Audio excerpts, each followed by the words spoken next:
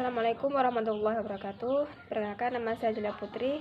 Saya mau presentasi MK Ekonomi Politik Islam yang berjudul Ekonomi Politik Neoklasik.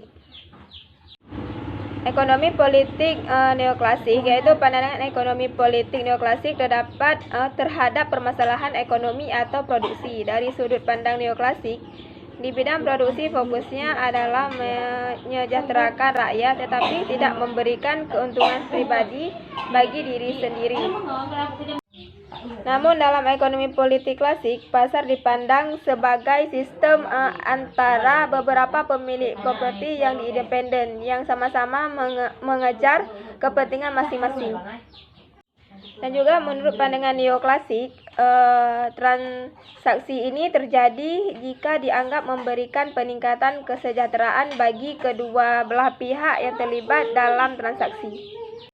Poin yang pertama itu ada hak kepemilikan. Dalam pendekatan neoklasik, hak kepemilikan memang peran sangat penting dalam beberapa tahun terakhir. Para ekonomi neoklasik yang membahas hak kepemilikan memandang hak ini bukan hanya sebagai bagian dari rangka yang mendasari kegiatan ekonomi, melainkan juga sebagai bagian dari sistem hukum yang dibentuk melalui sistem ekonomi.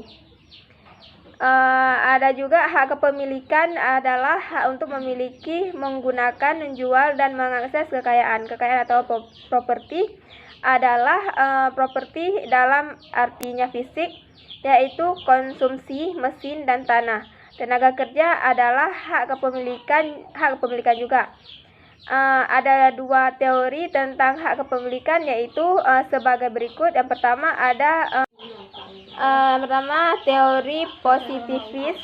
Bagi positivis, hak kepemilikan dapat dianggap bersifat politik karena hak adalah hasil dari proses politik, sehingga hak kepemilikan boleh diganggu-gugat sama halnya dengan hal politik lainnya. Yang kedua, hak kepemilikan tidak statis. Hak kepemilikan menurut pada sebuah kondisi awal yang menjadi syarat bagi terjadinya hubungan pertukaran. Tetapi sifat dan jangkauan hak kepemilikan bisa berubah pada perkembangan selanjutnya. Poin yang kedua yaitu ada eksternalitas, adalah dampak dari transaksi terhadap pihak ketiga atau yang tidak ikut transaksi, yang tidak melewati sistem harga yang muncul sebagai efek samping yang tidak disengaja dari kegiatan orang lain atau perusahaan lain. Dalam pasar, semua transaksi bersifat pribadi. Jika ada pihak ketiga yang terlibat di dalamnya, pihak ketiga ini biasanya diberikan imbalan atau dikenalkan biaya. Dan semua biaya yang ditanggung oleh produsen sama dengan biaya yang ditanggung oleh masyarakat, dan keuntungan yang didapatkan oleh produsen sama dengan keuntungan yang didapatkan oleh keuntungan masyarakat. Poin yang ketiga yaitu barang publik. Dalam pandangan neoklasik, barang publik merupakan kegagalan pasar karena barang publik yang dibutuhkan banyak orang sering tidak berhasil diciptakan atau diadakan oleh pasar. Sifat umum barang publik adalah non-eksklusif dan non-rival, atau tidak bersaingi dan tidak menyaingi. Suatu barang dikatakan non-eksklusif apabila tidak ada cara untuk menyalurkan keuntungan dari barang itu hanya kepada mereka yang sudah membayar, tetapi tidak ada membeli barang, tetap biasanya menggunakannya. Selanjutnya poin keempat yaitu monopoli dan oligopoli. Dua bentuk penyimpanannya ketika pasar tidak lagi dalam kondisi pasar persaingan sempurna, yaitu monopoli dan oligopoli.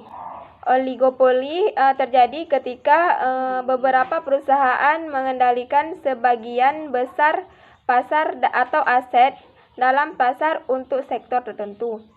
Dalam keadaan ini, perusahaan dalam oligopoli dapat menetapkan level harga yang lebih tinggi daripada level harga yang lebih terbentuk dalam persaingan sempurna. Ekonomi politik neoklasik berdasarkan mekanisme persaingan pasar bebas terbukti tidak mampu mengatasi ketimpangan struktural demi terlaksananya transformasi ekonomi dan transformasi sosial yang. Poin kelima, ada ekonomi politik dalam perspektif neoklasik. Ekonomi politik neoklasik menggunakan logika ekonomi dasar yang pilihannya dibatasi oleh keadaan, yang jika melalui transaksi individual, maka negara akan gagal dalam memaksimalkan kesejahteraan. Gagasan ekonomi politik merupakan pertimbangan untuk mengusulkan alas sesuatu yang disebut kegagalan pasar. Hal ini mengindikasikan ke arah keadaan ketika pasar tidak dapat memenuhi peluang bagi individu untuk mencapai kepuasan tertinggi. Ahli ekonomi neoklasikal menulis tentang kajian, langkah-langkah metodis, serta riset dan pengembangan seperti halnya kajian terhadap hak milik sebagai barang-barang publik.